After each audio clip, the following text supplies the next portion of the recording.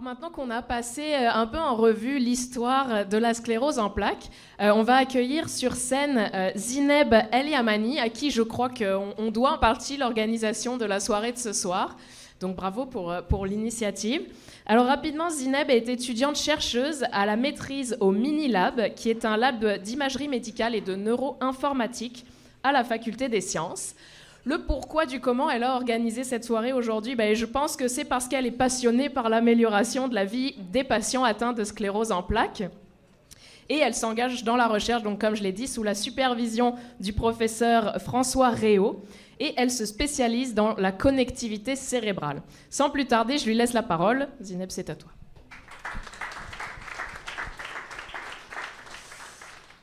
Bonjour tout le monde. Donc, franchement, ça me fait trop plaisir déjà qu'il y ait autant de monde. Donc, je vous remercie dès le début. Pour ma présentation, en fait, on va un peu plonger dans le monde invisible de la sclérose en plaques. Ah, c'est vrai, j'ai pas le... Ah oui, merci. Moins 1 minute. Ok, donc moi je suis étudiante chercheuse à la maîtrise en neuroinformatique et donc sous la supervision du professeur François Réau au CIL et au Minilab. Et donc je m'intéresse particulièrement à l'intelligence artificielle, au câblage cérébral. Je vous dis rien parce qu'il y a l'expert ici parmi nous qui va nous présenter, donc professeur Maxime Descoteaux qui va nous expliquer tout ça en détail. Et puis la sclérose en plaques que j'abrège comme étant la CEP et non la SP parce que je viens du Maroc et là on l'abrège comme étant la CEP. Bref, et donc ça nous permet de faire des jeux de mots comme par exemple appeler les patients atteints de sclérose en plaques comme des sépiens. Donc je trouve ça assez cool. Et donc je vais commencer par vous demander, même si je sais qu'il y en a beaucoup parmi nous ici donc qui ont la sclérose en plaques, mais juste donc, à quoi ressemblerait une personne atteinte de sclérose en plaques ? Donc, et parmi ces personnes, par exemple, je vous présente ces personnes-là. Donc, si je vous demandais un peu de penser parmi ces personnes, donc, qui pourrait avoir la sclérose ? Ok, donc je vous dis la réponse. Tout le monde ici a la sclérose. Donc, c'est des personnes qui sont connues, qui disent qu'ils ont la sclérose. Et donc, déjà, à partir de là, on commence à voir à quel point, en fait, cette sclérose en plaques est tellement intrigante par son hétérogénéité. Et maintenant, si je vous demandais si cette personne-là pouvait avoir la sclérose en plaques, et oui, donc j'ai la sclérose en plaques aussi. J'ai été diagnostiquée à l'âge de 19 ans, en 2020. Mais moi, ma particularité, c'est que moi, je viens de ce pays ici, qui est le Maroc, et où la prévalence de la sclérose en plaques est vraiment minime, surtout comparée au Québec ou au Canada. D'ailleurs, juste au Québec, vous êtes le double qu'au Maroc. Donc, sur 8 millions de personnes, vous êtes 20 000 personnes, alors qu'au Maroc, nous sommes que 10 000 personnes. Donc, juste pour vous donner... voilà. Et ça pourrait s'expliquer, en fait, par notre proximité de l'équateur. Donc, on a une très bonne source de vitamine D au Maroc comparée au Canada. Mais moi, je pense qu'il y a quelque chose d'autre qui pourrait expliquer cette petite prévalence au Maroc. Et c'est les revenus, parce que oui, donc, au Canada, donc, les revenus sont beaucoup plus élevés qu'au Maroc. Et diagnostiquer une sclérose en plaques, ça coûte cher. Et donc j'ai aucun background en neurosciences, mais donc j'ai essayé de m'amuser un peu à essayer de comprendre ces critères de diagnostic-là. Et pourquoi ça pouvait autant coûter cher. Et donc, c'est les critères de diagnostic de McDonald's. Et on va voir tout ça aujourd'hui comme une petite recette, d'accord ? Donc, pour faire un diagnostic, on a besoin de 3 principaux ingrédients. Le premier étant les manifestations cliniques. Ça veut dire quoi ? Ça veut dire tout simplement présenter des symptômes. Mais vu que ça touche le cerveau et la moelle épinière, ça nous laisse avec un large spectre de symptômes qui partent de troubles visuels à des troubles urinaires. Et donc, du coup, on peut facilement tomber dans des risques de diagnostic erronés. Par exemple, donc là, c'était moi. C'est une très belle image de moi. Donc, j'avais 18 ans. Je faisais des études super compliquées. Et donc, du coup, je me plaignais tout le temps d'avoir des migraines, des troubles de concentration, la fatigue, des engourdissements. Et donc, quand je consultais, forcément, on me disait t'es en dépression, t'as des troubles d'anxiété généralisée. Et c'était le cas. Mais il fallait attendre que j'ai ma première poussée ou ma première crise, pour ceux qui ne connaissent pas beaucoup la sclérose en plaques. Donc, et j'avais des troubles visuels. Et donc là, les médecins ont commencé à se poser des questions. Bon, peut-être elle présente autre chose qu'une dépression. Donc voilà, donc là on a notre premier ingrédient. Maintenant on va passer au deuxième, qui est la dissémination temporelle. Alors, supposons que là vous avez un petit jardin, d'accord, et on est en juin, et puis on a remarqué un petit trou ici, d'accord. Et on va suspecter qu'il y a des taupes. Alors en septembre, on va voir en fait qu'il y a toujours le trou, mais il n'y avait toujours qu'un seul trou. Donc là on peut se dire, bon, peut-être qu'il n'y a pas finalement des taupes, c'est juste un trou qui était là-bas.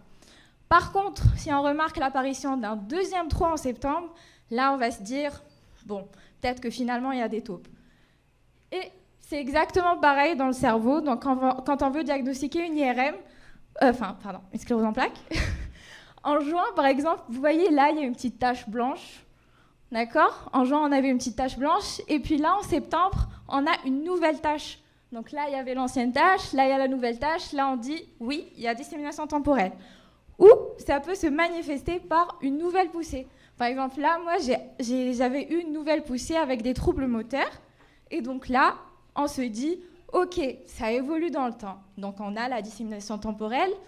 Petite note que j'oublie toujours, c'est qu'il y a aussi la ponction lombaire, dont Dr Emmanuel Lapointe a aussi parlé, donc, qui peut en fait être indicateur d'activité inflammatoire continue. Et c'est la plus grosse aiguille que j'ai vue de toute ma vie. Ça m'avait vraiment traumatisée, la ponction lombaire. Bon.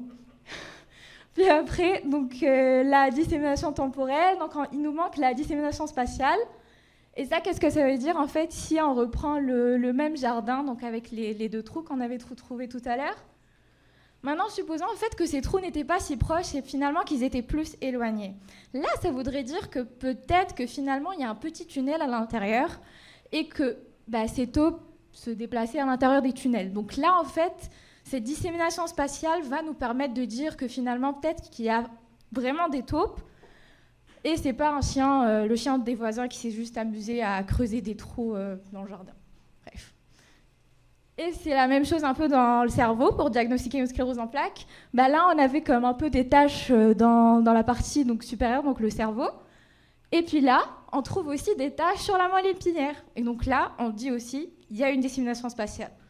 Mais, donc, comme on avait dit tout à l'heure, différentes régions signifient différents symptômes. Ce qui veut dire qu'une dissémination spatiale peut être aussi manifestée par une nouvelle poussée, mais avec de nouveaux symptômes. Comme par exemple, moi tout à l'heure avec mes troubles moteurs, en fait c'était une dissémination spatiale aussi, parce que j'ai présenté après mes troubles visuels des troubles moteurs. Donc voilà, donc on a tous nos ingrédients, mais il manque un petit ingrédient secret qui est absence d'une meilleure explication. Ça s'arrête jamais. Donc du coup là en fait, il faut éliminer tous les autres potentiels diagnostics pour enfin dire que cette personne a la sclérose en plaques. Ouf. Maintenant qu'on a les ingrédients, on a besoin des outils. Et comme vous l'avez bien compris, pour avoir de belles images, on a besoin de la technique d'imagerie la plus coûteuse, qui est l'IRM. Et malheureusement, ce n'est pas tous les pays qui ont une IRM, et voire ils ont peu d'IRM. Donc là, par exemple, on voit les pays en blanc qui n'ont pas d'IRM. Au Maroc, on en a un peu. Mais bon, donc voilà, donc on ne se permet pas de se faire diagnostiquer aux scléroses en plaques partout. Mais bref, supposons que là, maintenant, on est diagnostiqué d'une sclérose en plaques. Cool. Vivre avec une sclérose en plaques, ça coûte trop cher. Trop cher. Donc au Canada, donc, ça a été estimé à 42 800 $ par an par personne. Et donc, bien sûr, ça, c'est dû au traitement des symptômes, aux urgences, séances des réadaptations, etc. Mais l'élément clé dans tout ça, en fait, c'est ce qu'on appelle les agents modificateurs de la maladie. C'est tout simplement des traitements qu'on prend, je dirais, à vie pour essayer de freiner l'évolution. Il y en a approximativement 20.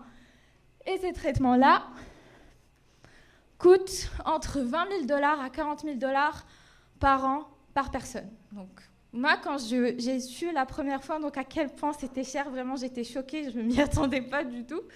Mais bref, donc c'est vraiment coûteux. Mais aussi, donc, quand on se fait diagnostiquer d'une sclérose en plaques, bah, c'est surtout quand on est jeune, bah, en fait, il y a beaucoup de remises en question sur le plan de carrière, sociale, projet de famille, et qui nécessite une adaptation donc, qui n'est pas forcément facile. Voilà. Donc, ça nécessite des efforts aussi au niveau mental. Ok, maintenant ce soir, on veut être positif. Comment on peut dire en fait que c'est possible de vivre avec une sclérose en plaques? Alors, Monsieur René, je ne sais pas, il est où? Ah, il est là. Donc, à chaque fois que je rencontre René, bah, il me dit toujours la même chose, c'est éviter les 3 S, le sel, le sucre et le stress. Est-ce que c'est bien ça? Parfait. Alors, je me permets d'ajouter un tout petit test qui est la sédentarité, parce que c'est un piège dans lequel on peut tomber très facilement quand on a une sclérose en plaques, donc surtout avec la fatigue, etc. Et moi aussi, je suis tombée dans ce piège et j'avais pris 15 kilos et je ne pouvais plus marcher. Mais encore une fois, aujourd'hui, on est positif, donc je vous ramène 4 petits tests à adopter, finalement, pour dire que c'est possible et pour un peu vaincre la sclérose en plaques. Le premier étant bien sûr le sport, bouger, bouger. Je présume que la présentation après moi va vous le dire beaucoup, beaucoup. Et puis ensuite, la stabilité. Adopter un rythme de vie stable, éviter de vous casser la tête avec ce qui en vaut pas la peine, parce que franchement, la sclérose en plaques, on rigole pas avec notre bien-être mental. Et aussi une solidarité, et surtout entre nous, les patients, mais aussi avec les associations. Mais moi, ce que je rêverais d'avoir, c'est une solidarité au niveau international, parce que moi, je ne sais pas pour vous, mais moi, j'aime bien voyager. Et finalement, je trouve que quand même, la sclérose en plaques me limite pour voyager. Bref, donc s'il vous plaît, si on peut trouver une solution dans ce sens-là. Et puis le stoïcisme, qui est une philosophie franchement que j'aime bien, parce que le but, c'est d'accepter le donné de la vie et de transformer ce qu'on peut transformer finalement. Et je donnerai un petit exemple. Elle, c'est Aziza, c'est une sépienne marocaine. Elle a fait des études d'ingénieur en France, elle avait une super belle carrière, mais elle sentait le besoin de faire quelque chose par rapport à ce diagnostic. Alors, elle a tout mis de côté, elle a fondé, pas la première, mais l'association de sclérose en plaques S'épanouir, dont le but, c'est vraiment de s'amuser, faire du sport, faire du théâtre, de l'art, etc. Et ça m'a vraiment beaucoup aidé à accepter mon diagnostic. Et aussi, donc, elle a fondé la première salle de sport adaptée et inclusive au Maroc, parce que ça, l'adaptation, il n'y en a pas beaucoup au Maroc. Et aussi, elle compte commencer à faire des recherches aussi. Bref. Et j'ai oublié un dernier S, qui est celui de la sensibilisation. Et c'est pour ça que je vous remercie d'être venu ce soir. Merci.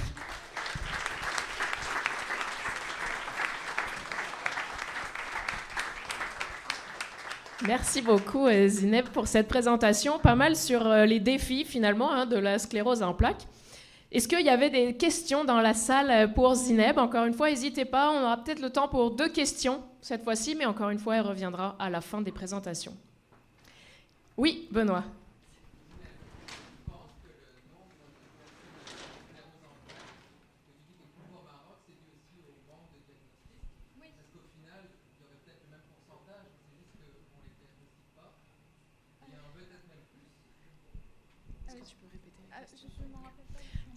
Pas de problème. Donc la question du professeur Laurent était, est-ce que Zineb pensait que la différence de pourcentage de personnes atteintes de sclérose en plaques au Maroc versus au Canada était due finalement à un sous-diagnostic au Maroc, de par le fait de tout ce qu'elle vient de nous expliquer là? Alors exactement, très bonne question, parce que finalement c'était mon message. Donc je ne dirais pas que peut-être qu'il y en aurait plus, mais je vous confie une petite information secrète entre nous. Non officiellement, on est 20 000 personnes au Maroc, alors qu'officiellement on est 10 000 personnes. C'est juste qu'on ne peut pas officiellement poser le diagnostic, mais peut-être que finalement il y en a beaucoup plus, mais je ne peux pas confirmer, mais c'est sûr que ce facteur-là, si il n'est pas pris en compte, ça peut un peu on peut avoir une mauvaise représentation de la prévalence de la sclérose en plaques au niveau mondial. Et donc ça, c'est super important. Ouais. Mais donc, je suis ouverte, s'il y a des collaborations, s'il y a des gens qui veulent collaborer au niveau international, franchement, je suis là, donc n'hésitez pas une seconde. Merci Zineb. Est-ce qu'il y avait une autre question peut-être de notre auditoire pour Zineb? Oui.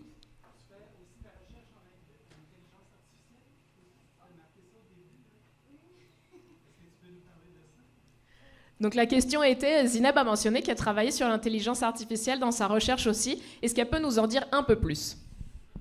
Alors, je viens de commencer ma maîtrise, donc je m'intéresse beaucoup à l'utilisation de l'intelligence artificielle, donc pour un peu donc essayer de développer des outils qu'on donnera par la suite aux neuroscientifiques pour un peu donc leur faciliter la tâche. Ok, ma réponse n'est pas super claire, mais disons que il y a beaucoup, donc on va pas comme rentrer dans le monde neurosciences avec l'intelligence artificielle, mais disons qu'on va juste accélérer le développement d'outils grâce à l'intelligence artificielle. Mais donc, il y aura la présentation du professeur Maxime Descoteaux qui va parler un peu de l'informatique avec les neurosciences. Donc, ouais, mais bref, j'espère que c'était un peu clair. Moi, je dis la suite au prochain épisode quand Zineb reviendra présenter pour un autre événement de BistroBrain où elle nous parlera des résultats de sa recherche. Et d'ailleurs, excusez-moi, je pourrais vous revenir au niveau du panel quand je consulterai le professeur Pierre-Marc Jodouin, qui lui est expert en intelligence artificielle dans le domaine de l'imagerie médicale. Donc peut-être que j'aurai plus de réponses ou peut-être qu'il nous rejoindra au panel, qui sait. Une bonne main d'applaudissements. Merci beaucoup, Zineb.